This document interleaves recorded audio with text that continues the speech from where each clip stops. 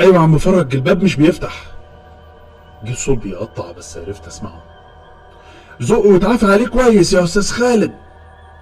مش عارف كويس دي معناها ايه، بس خبطته بكتفي ففتح. الدنيا كانت ضلمة جدا، بس نشكر موجة البرد والمطر الشديدة اللي جات وخلت البرق يقعد أكتر من 5 ثواني، خلاني أشوف تفاصيل الأوضة كلها اللي أنا بالمناسبة لسه داخلها دلوقتي. ريحة التراب ما أقولكوش، تشم ريحة المطر مخلوطة بتراب. عارفين انتوا الريحة دي؟ حاجة قرف كده الصراحة، محدش يستحملها. أستاذ خالد، عجبتك الأوضة؟ أنا نسيت إن أنا مقفلتش التليفون، صحيح الراجل معايا على الخط. أيوة بس أقول له إيه؟ دي أوضة معفنة جدا، كأن بقالها سنين محدش عتبها. البرق ضرب تاني خلاني أشوفها كويس المرة دي. هي كانت مفروشة ومتدهولة. الحاجة الوحيدة اللي لفتت نظري المراية الكبيرة البيضاوية اللي في نصها. في مراية في النص قدامي مميزة جدا. جه صوت عم فرج السمسار اللي هو بيكلمني. ما بسش يا عمي، على قد الفلوس والله، انت عارف اللي فيها. قمت رديت عليه ايوه بس انا مش شايفها لقطة زي ما قلت. قام الراجل رد عليا والله يا كبير انا ما شفتهاش عشان احكم، انا قالوا لي عليها ما اخرتهاش عليك. اللقطة هنا ان فلوسها قليلة في عز الاسعار اللي مولعة نار في المنطقة. بص، ماشي حالك كده اليومين دول قبل الامتحانات على ما اشوف لك اوضة في حتة تانية، امين يا استاذنا؟ بصراحة مش هقدر اقول له لا، بس انا مش هستحمل ليلة واحدة بالشكل ده. انا بطلع منديل حطيته على مناخيري علشان انا مش قادر اتنفس. التراب هنا كذا دور كأنه عامل عمارة فوق عمارة، مش محتاج امسح بصباعي عشان اعرف. قمت قلت له عاوز حد يجي ينضفها، دي مطربة قوي. بجد التراب دخل في زوري، انت عارف صدري مش مش هيستحمل كده. انا بجد مش قادر استحمل، بس هعمل ايه؟ شققت بعيد لان الكحة عملت شبور التراب قصادي. الأوضة محتاجة ماسك يتلبس بجد. بس جه رد فرج محبط جدا. والله يا كبير النهارده المطر موقفه الحال، ومش عارف اعترض لك في حد من اللي ينضفه، تقدر تستحمل لبكره طيب؟ قفلت الباب وخلاص استسلمت للامر الواقع. رحت ادور على زرار اللمبه اليتيمه والوحيده اللي في الاوضه. انا مستسلم. ماشي يا عم فرج، تسلم. فرج راح جاي قايل لي اخر حاجه يا استاذ خالد. جبت اللمبه وفجاه كأن حاجه طارت من ورايا فزعتني. بصيت ورايا والكلام وقف في زوري. جه صوت عم فرج. استاذ خالد انت معايا؟ اه معاك. وقفت في وش المرايه ابص على نفسي وانا وشي مخطوف وبسمع عم فرج وهو بيتكلم. لو حد سألك يا استاذ خالد مين اللي اجر لك الاوضه دي، قول له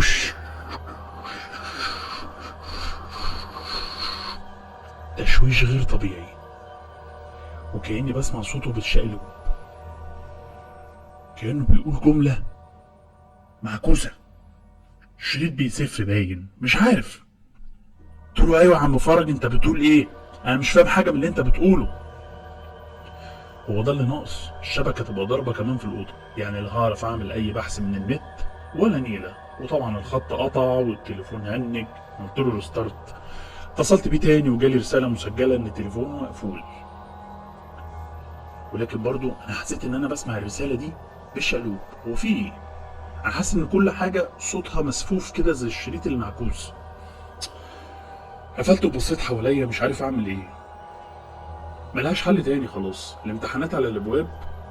قلعت الجاكيت اللي انا لابسه وركنت شنطتي وقررت الاوضه دي لازم تنضف حالا عشان اقدر اتعايش فيها. وفعلا بدات. الموضوع كان مرهق جدا جدا. نجحت في ان انضفها، ما فاضلش غير المرايه العجيبه اللي لقيت عليها علامه كف ايد غريبه باين ان لونها احمر بس غامق. مسحتها، مفيش فايده. جربت المنظفات، مفيش فايده. والمطهر اللي معايا في الشنطه برضه مفيش فايده. هي ايه المرايه الغريبه دي؟ ممكن يكون فيها الديكور ده؟ فكرتني بافلام الخيال العلمي اللي كانوا بيحطوا بصمه ايديهم عليها، ويعني بشكل تلقائي حطيت ايدي عليها كأن جالي الهام وقال لي حط ايديك على الايد الغريبه دي. انا مش قادر اوصف لكم اللي حصل بجد. النور اتذبذب البرق ضرب بقوة جدا، تقريبا حرفيا الأوضة اتهزت كأنه حصل فيها زلزال. اللمبة إضاءتها اتغيرت وفضلت تتهز يمين وشمال. لما أنا بصيت وركزت شوية في اللي حصل حواليا حسيت إن الأوضة اتغيرت. أنا كده هيست من كتر التعب، أنا محتاج أنام فعلا. رميت اللي في إيدي واتشطفت، بصيت بصة أخيرة على المراية واترميت من التعب. الغربة صعبة برضه.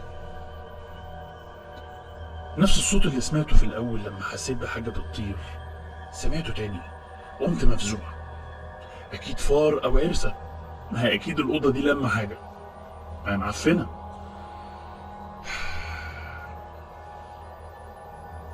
أنا بصيت للمراية، أنا فاكر إنها كانت على اليمين. إيه اللي جابها ناحية الشمال؟ أنا أصلا كنت على يمين الأوضة، إيه اللي جابني في شمال الأوضة؟ الباب كمان اتعكس مكانه. هو في إيه؟ الأوضة حسيتها بقت مترتبة بشكل غير طبيعي. مش معقولة النظافة بتاعتي دي هي اللي عملت كده، كأنها رجعت لحالتها الأصلية. أنا فجأة تليفوني رن وقطع السرحان الفظيع والأسئلة الرهيبة اللي ملت راسي. هو إيه ده؟ هو صوت الرن معكوس ليه؟ هو أنا بيتهيألي ولا في إيه اللي بيحصل؟ الشاشة كمان لقيتها مكتوبة بالمشقلب وكأني ببص عليها من المراية. أنا لسه هرد لقيت صوت جاي من بعيد ومفزع بيأمرني: شوف شوف، اسمع اسمع، اشهد اشهد. كل كلمة بتتقال مرتين ورا بعض وبشكل بيأمرني. طب اشوف ايه واسمع ايه؟ انا انفاسي عليت، الأوضة دي بجد مسكونة، انا مش عارف في ايه ولا اعمل ايه.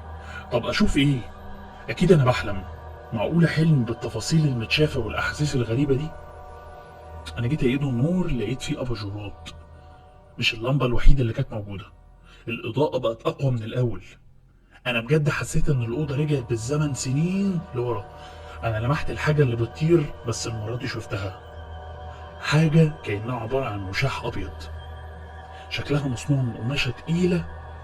فقمت ماسكه وفردته قصاد عيني. أنا فجأة لمحت خيال لواحدة ست قاعدة على كرسي التسريحة بتسرح شعرها وصوتها بيغني وباين قوي. الكرسي ده كان قديم، والكرسي ده بقى شغال ازاي وبيتهز ازاي؟ أنا نزلت الوشاح، الست وصوتها اختفوا. أنا فهمت، الوشاح ده بيخليني أشوف، بيخليني أسمع وأشوف زي ما الصوت قال لي. رفعته تاني ولفيت نفسي حوالين الأوضة عشان أتابع أي حركة أو أي حاجة أقدر أشوفها ما بتتشافش غير بيه. لقيت ظل الراجل بيقرب بالراحة وتقريبا في إيده سكينة، ولقيته بيقرب من ورا الست وفجأة ضربها بالسكينة. الست شقت وعيطت وصرخت من الصدمة. أنا قصاد عيني في جريمة قتل أنا بشهد عليها بتحصل لناس أنا شايفهم عن طريق وشاح. صوتهم كان مفزع جدا. الراجل سحب جثة الست وعنها جوه الدولاب ومشي بكل بساطة وسابني في حيرة وفي صوت الدولاب اللي بيفتح لوحده. نزلت الوشاح، أنا مش شايف حاجة. رفعته تاني لقيت خيال الست في وشي. نطيت لورا من الرعب والوشاح وقع مني، وفجأة بدأت أحس بكل حاجة بتتحرك. حاجاتي اللي جيت بيها وقعت من الشنطة، الكتب مكتوبة بالعكس، تليفوني بيرن برضه بنفس الرنة المعكوسة. في قلق غير طبيعي وكأن الشبح في حالة غضب رهيب. نضارتي وقعت مني ومش لاقيها. جريت على الوشاح مسكته ورفعته، لقيت الشبح بيتحرك وصوته بيعوي بشكل مرعب، والصوت بتاعه ده بيقرب مني. أنا بدأت أستوعب حاجة، المراية، هي المراية. أنا لازم ألمسها تاني زي ما لمستها في الأول عشان أرجع زي الأول. وأنا بزحف إيدي جت على النضارة بتاعتي اللي اتكسرت واتعورت. رحت للمراية وحطيت إيدي عليها، علمت بإيدي العلامة اللي ما كانتش بتتمسح. أنا كده فهمت، العلامة دي أنا اللي عملتها بنفسي من الماضي، كانت من الناحية التانية للمراية، عشان كده ما اتمسحتش وما اتنضفتش. ده الماضي اللي أنا شهدت عليه. الوشاح طار تاني وقرب مني واترفع، شديته بقوة علشان أشوفها. أرعب وش شفته في حياتي لجثة الست. بقها كان مفصول بالكامل، فكها اللي تحت فاكك وبيتهز، وعينيها بيضة زي اللبن. وفجأة صوتت في وشي جامد، والبرق بيضرب والنور بيقطع والوشاح آه آه. أنا بحكي لكم القصة دي وانا عارف ان في الليلة دي انا اتقتلت، وملابسات القتل كانت غير معروفة ومش منطقية. انا فاكر ان تليفوني كان اخر حاجة بترن، وفجأة دخل على البريد الصوتي بتاع تليفوني وسمعت صوت المتصل كان فرج السمسار وهو بيقول: ايوه يا استاذ خالد، انت شكلك نمت، الله يعينك مشوارك كان طويل برضه، الشبكة قطعت. انا كنت عايز اقول لك ان لو حد سألك مين اللي اجر لك الأوضة دي ما تقولش عليا الله يبارك لك، عشان انا ما بحبش اشتغل في الأوض الشمال دي، انا عملتها عشان خاطرك يا استاذ خالد. وانت عارف ان اللي مرخصها ومخليها لقطة الست اللي ماتت في الأوضة لقوا جثتها جوه الدولاب، ومحدش عارف مين اللي قتلها. بس انا عارفك مش بتخاف من الحاجات دي، والكلام ده يجي من 10 سنين، قلت اقول لك بقى كلمني لما تصحى يا استاذ خالد عشان نشوف موضوع التنظيف ده او اشوف لك اوضه بديله. فجأة بينتهي البريد الصوتي برنة، وده كان اخر نور جه من شاشة الموبايل مع نور البرق اللي مبين المشاح حوالين راسي وخانقني جدا، والنضارة جنبي مكسورة. ودي كانت قصتي مع الأوضة الملعونة وانعكاس المراية الملعونة اللي فيها كف ايد بالدم.